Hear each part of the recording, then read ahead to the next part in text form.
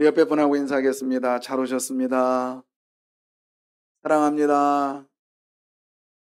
은혜 받읍시다. 이런 말이 있더라고요. 자식은 만들 때는 좋은데 만들고 나면 그때부터가 고생이다. 또 말씀을 준비하다 보니까 이런 말이 있어요. 엄마의 심정 그리고 딸의 마음. 딸이 이렇답니다.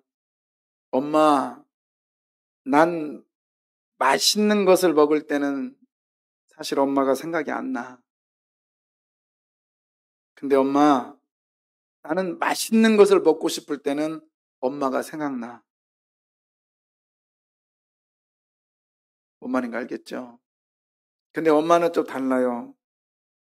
엄마는 맛있는 것을 먹을 때는 딸이 생각납니다. 그리고 엄마가 맛있는 것을 먹고 싶을 때는 딸이 더 생각납니다. 이게 엄마지요. 여러분, 자녀와 부모는 달라요. 그래서 부모를 뭐라고 하느냐? 내리사랑이라고 하지요. 어떤 목사님이 그러더라고요. 내리사랑이니까 가만히 있어도 사랑은 내려가니까 힘쓸 거 없다고요. 근데 내리사랑 있으면 또 무슨 사랑이 있어요? 내려왔으니까 올리는 사랑이 있어야 되죠. 이게 부모에 대한 사랑이랍니다. 그러니까 부모는 이 사랑을 올려야 되기 때문에 힘들대요. 자녀된 우리가 아무리 노력해도 부모의 사랑에 얼마나 보답할 수 있을까요? 아까 우리 조나무 목사님은 효자인데도 저 말하는데 나같이 불효자는 어떻게 살으라고? 응? 저 사람 아주 효자였잖아요. 근데 저같이 불효자는 1년에 목회 핑계대고 몇 번밖에 못 가는, 그것도 명절 때하고 생신 때 제대로 못 가는 이런 불효자가 이제 어머니 홀로 계시니까 자주 찾아뵙겠다고 수도 없이 말씀드리지만 어머니 마지막 말이 언제 올래? 언제 올 수 있어? 라고 하면서 이 전화기를 끊는 어머니의 그 여운이 거의 반복되지만 갈게요 하지만 못 가는 이 불효자. 저는 그래서 이 어버이 주일 때가 되면 참 마음이 무겁습니다. 그리고 힘들어요. 그렇지만 불효자인 제가 효보이신 우리 성도님들에게 이런 말씀 드리는 것, 먼저 제 자신 회개하고 반성하고, 그리고 행여나 이곳에 그 기회를 잃었다면 하나님이 주신 기회를 다시 한번 찾자고 오늘 말씀을 또 어버이 주일을 묵상하는 거예요. 제가 여러 교회를 살펴보았어요. 그랬더니 대부분의 목사들이 어버이 주일이라는 이 주일을 지키지 않더라고요. 저희 동기들도 거의 마찬가지고요. 세련된 교회라서 그러나요? 우리는 고리타보는 교회라서 어버이 주일을 지키나요? 그건 아니라고 봅니다. 잊지 말아야 될 어버이의 은혜, 어버이의 사랑, 다시 한번 되새기는 시간 됐으면 좋겠습니다. 우리들에게는 어버이가 세 분이 계시다고 제가 종종 말씀드리잖아요. 하나님 아버지, 그리고 육신의 부모님, 그리고 영적으로 여러분을 가르치는 여기 있는 목사. 저는 여러분을 생각할 때마다 가족이라고 생각합니다. 그리고 제가 말씀을 전할 때마다 자녀에게 젖을 주는다는 마음으로 저는 여러분에게 말씀을 전해요. 그렇기 때문에 우리는 지금 내 부모님은 돌아가시고 안 계시지만은 아직도 교회가 하나님이 기회를 주셨음을 믿고 우리 하나님 잘 섬기는 공경의 사람, 경외의 사람 되시기를 주의 이름으로 부탁합니다. 그리고 주의 종과 함께 운명을 같이 하면서 교회와 함께 우리 생을 끝까지 가시기를 주의 이름으로 부탁합니다. 저는 내 생명 닿을 때까지 하나님이 나에게 주시는 기회, 제가 은퇴라고 하는 그날까지, 제가 사역할 수 있는 그날까지, 아니 그 후라도 저는 우리 교인들과 우리 세강의 식구들과 함께하기를 소원합니다. 진짜예요. 우리는 식구잖아요. 목사와 교인의 관계가 아니라 우리는 한 식구인 것을 저는 여러분에게 고백합니다. 자, 그러면 부모, 오늘 성경에 공경이라고 합니다. 공경. 공이라고 하는 얘기는 뭐냐? 공손하다, 또 삼가다, 조심하다, 섬기다라는 말이 있습니다. 경은 뭐냐? 경은 정중하다, 예의가 바르다라는 뜻인데 이것을 합하면 뭐냐면 공손하게, 정중하게, 예의 바르게 행동해라 이런 이야기죠. 부모 공경 얼마나 중요한 것인가? 오늘 성경은 출애굽기 20장 12절은 십계명이라고 합니다. 계명이에요. 법입니다. 법은요, 여러분, 잘 지키는 사람에게는 필요가 없어요. 잘 지키지 않는 사람에게 필요한 것이 법입니다. 그러면 오늘 부모를 공경하라 이렇게 말씀했던 건 뭐냐? 여러분, 그때 당시의 상황 속에서 사람들이 부모를 공경하지 않았다라는 거예요. 참 아이러니합니다. 애굽에서 나왔습니다. 광야 생활을 합니다. 그러면 부모와 한 가지로 같이 살고 있습니다. 그러면 잘 섬겨야 될 것 같은데 텐트에서 생활하다 보니까 갈등이 조성되고 부모와의 갈등이 조성돼서 서로 좋은 관계가 아니라 서로 반목질시하는, 그리고 부모는 자녀에 대한 불만, 자녀는 부모에 대한 불만으로 가득 찬 곳이 광야의 텐트 안에 있었다 이 말입니다. 그러기에 그들에게 부모를 공경하라, 이것을 5번째 계명으로 주고 있습니다. 얼마나 중요한지 아세요? 여러분, 우리가 일반적으로 생각해 보시면 사람을 죽이는 일이 중요합니까? 아니면 부모님 생일 때 안 찾아뵙는 것이 더 중요합니까? 바꿔 말할까요? 사람 죽이면 어디 갑니까? 감옥 가요. 그런데 부모님께 안 찾아갔다고 감옥 가는 사람 한 명도 없어요. 그러면 사람을 죽이는 것이 더 중한 죄 같습니다. 살인죄가 더 중한 죄 같습니다. 도적질하는 것이 더 중한 죄 같습니다. 가늠하는 것이 더 중한 죄 같습니다. 내 이웃의 아내를 탐내는 것이 더 중요한 것 같아요. 그러나요, 성경은요, 살인죄보다 더 앞에 놓은 것이 뭐냐? 부모를 공경하라는 거였어요. 이 말은 부모를 공경하는 것이 살인죄보다 더 중요하다라는 겁니다. 도적질보다 더 우선돼야 된다는 거요. 여러분, 그만큼 부모 공경은 하나님이 보실 때 중요한 무게가 있는 단어라는 거예요. 이 공경이라는 단어는 어떤 단어냐? 이 공경이라는 단어는 카바드라는 단어입니다. 근데 원래는 카베드예요. 카베드. 무겁다라는 뜻이거든요. 근데 어떻게 무거운가 보십시오. 이 엘리제사장 이야기인데요.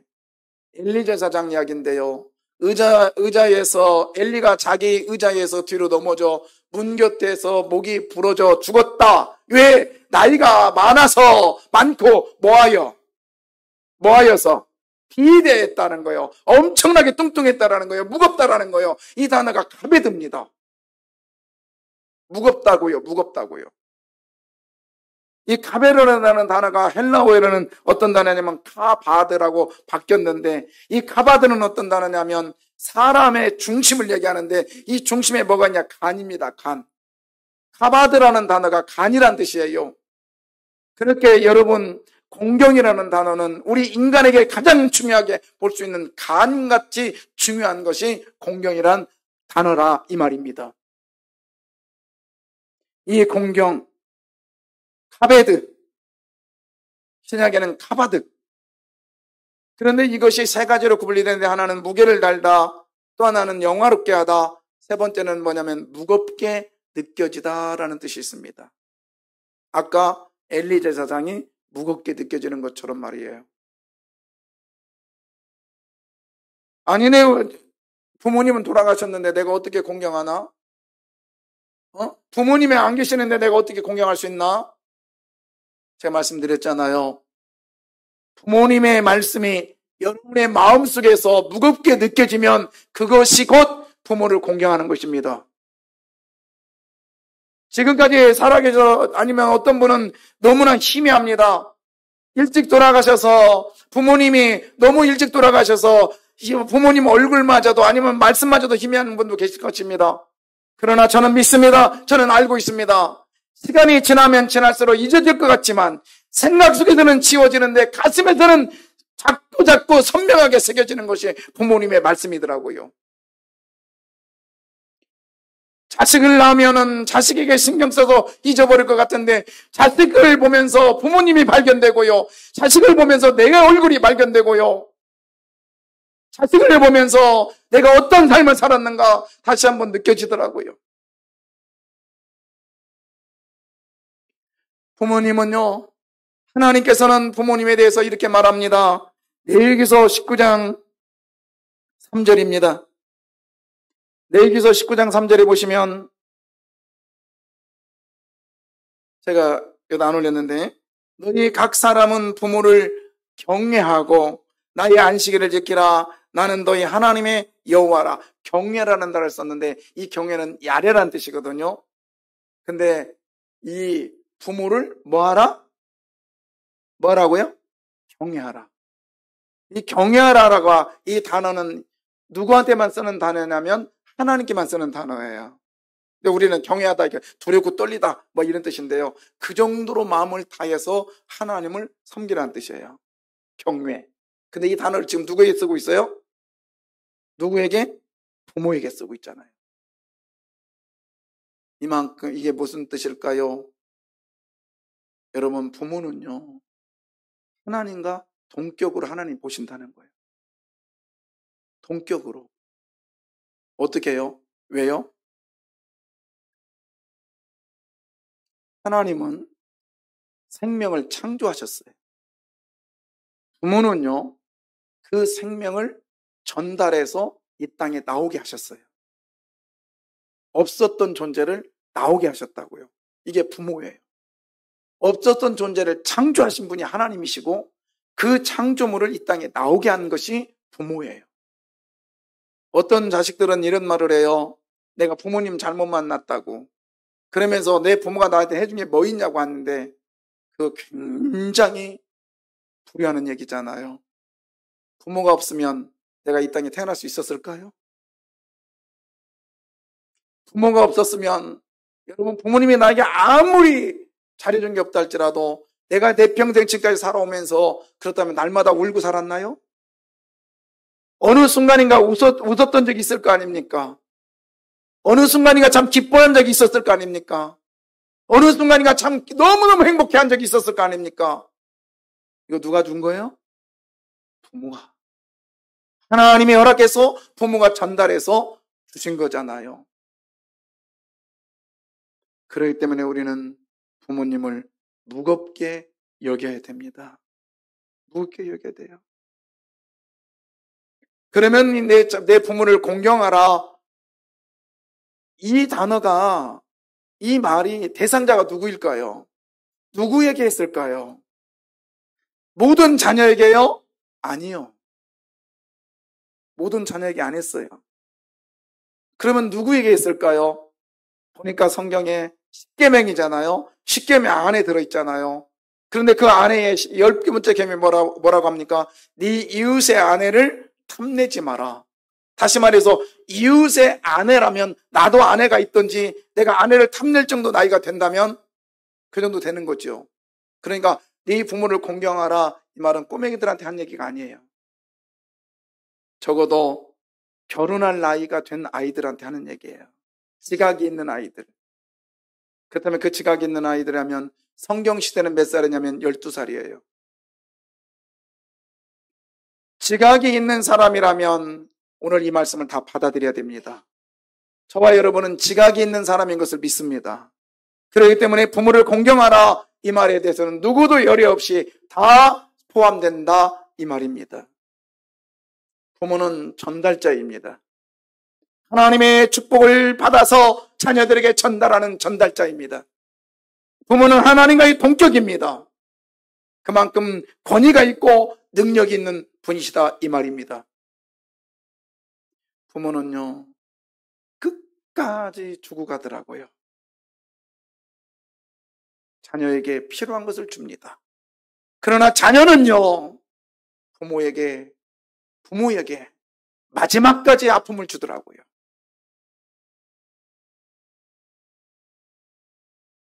사랑하는 성도 여러분, 우리 부모님을 무겁게 중하게 여기시기를 주의 이름으로 부탁합니다. 이 존경이죠. 어느 목사님이 부목사 때 자기 담임 목사님을 부모님 이상으로 존경했다고 그래요. 그러다 보니까 그가 목사님 앞에 갈 때는 항상 보고할 때는요 자기가 할 내용을 적었다고 합니다. 그리고는요 그 문 앞에서 몇 번을 읽었대요. 몇 번을 읽었대요. 실수하지 않으려고. 그리고 기분 나쁘게 하려고 또 단어도 바꿨대요. 그리고 가서 목사님께 보고했답니다. 저는 이 말을 100% 아니 1000% 인정해요. 저도 부목사 사역 13년 했잖아요. 어떻게 볼지 몰라도 저는 목사님이 서류 한번 가져오라고 하면 그냥 갖다 드린 적 한 번도 없어요. 오직 했으면 제가 저희 집에다가 레이저 프린트기를 사놓고 종이 한 장 보고할 때 어떤 때는 50장을 뺀 적도 있습니다. 한 장 뺐더니 여기 그 점이 하나 찍혔네 다시 빼고 여기 선이 하나 좀 틀렸네 다시 빼고 그래서 보시기에 불편하지 않게 드렸어요. 생각해 봤더니 제가 무겁게 느껴지고 있었더라고요. 우리 얼른 목사님 어떤 거? 다시 말해서 공경이라고 하는 이 단어가 제가 나중에 알게 됐어요. 존경하지 않으면 무시합니다. 존경하지 않으면 지멋대로 행동해요. 존경하지 않으면 말한 것 돌아서면 잊어버리더라고요. 존경하지 않으면 반대로 행동하더라고요. 사랑하는 성도 여러분, 우리 무겁게 여기시고 나가시기를 바랍니다. 가볍게 여기면 어떻게 될까요? 출애굽기 21장 17절입니다. 자기의 아버지나 어머니를 저주하는 자는 반드시 죽일지니라. 예, 거기 보면 저주하는 자다 이렇게 우리 성경에는 되어 있는데 이것이 칼날이에요. 칼날. 이거 쉬워요. 칼날. 원래는 칼날인데요. 칼날이요. 이게 무슨 말이냐면 이것이 가볍게 여기다는 뜻이 가볍게 여기다. 저주하는 자 이게 뭐냐면 경홀히 여기다 이런 뜻이거든요. 새탈처럼 가볍게 여기다는 뜻이에요. 그러니까 아까 아버지와 어머니를 무겁게 여기면 하나님께서 이 땅에서 여러분이 복되고 잘되게 해주십니다. 아멘. 그런데 하나님을 아버지와 어머니를 경홀히 여기고 다시 말해 저주하는 자 쉽게 말하면 가볍게 여기는 자 이 칼날이라는 단어 가볍게 여기는 자는 어떻게 한다고 했어요? 반드시 뭐 할지라 죽일지라. 아니면 이 저주라는 단어가 나중에 또 뭘로 바뀌냐면 매사에 어려움을 당할 것이다. 이런 단어가 또 바뀝니다. 사랑하는 성도 여러분, 매사에 형통하시기를 바랍니다.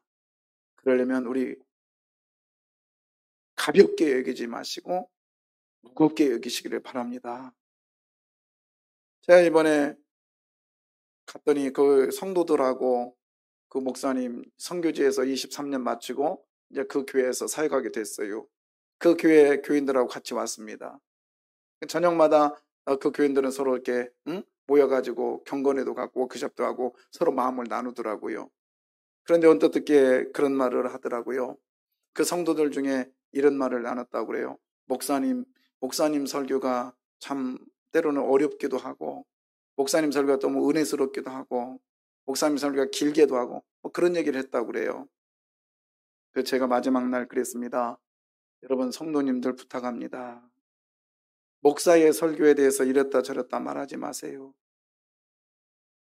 목사님 좋아하면 여러분 목사님이 주시는 말씀에 무겁게 느끼셔야 되십니다.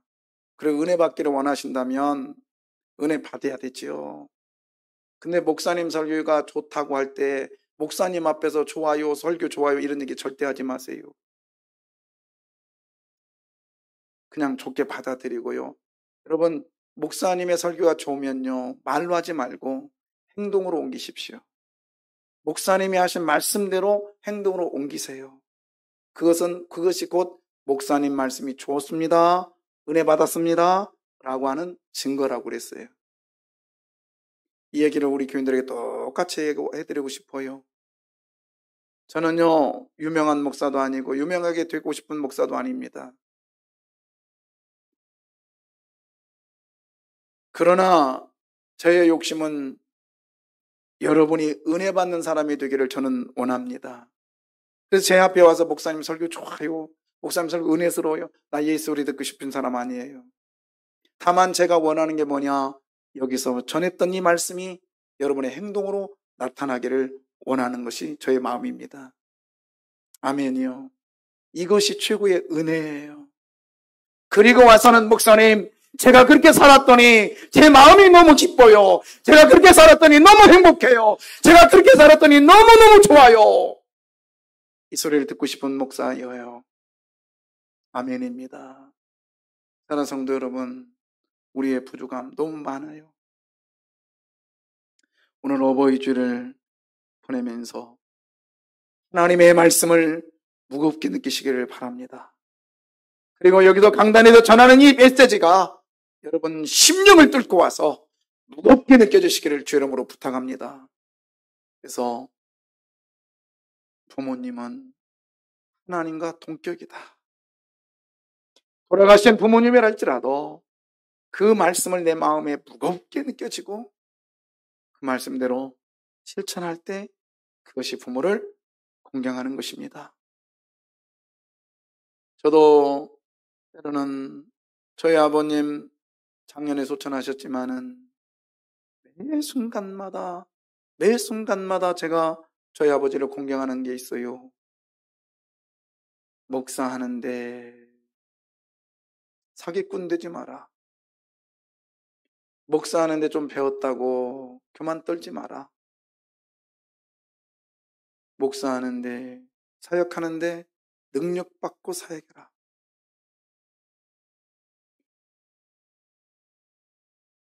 지금도 가끔씩 꿈에 사실 제가 너무너무 존경했었나 봐요.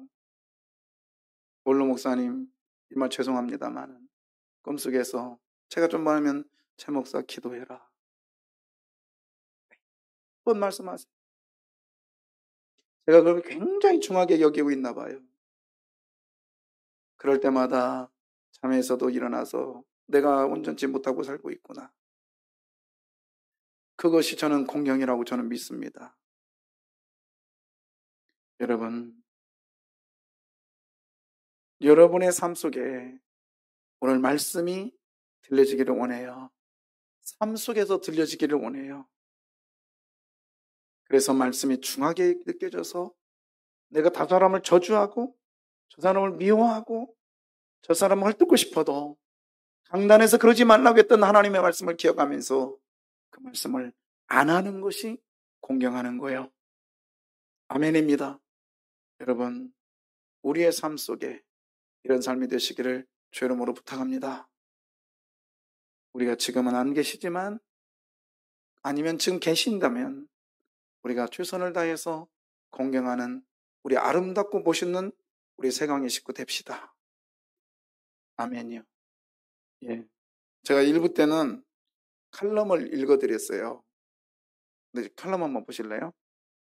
하나 이거 읽고 나서 제가 고개를 못 들겠더라고요. 그래서 2부 때는 안 읽으려고. 근데 마지막 세 줄 있잖아요. 우리 다 읽으세요.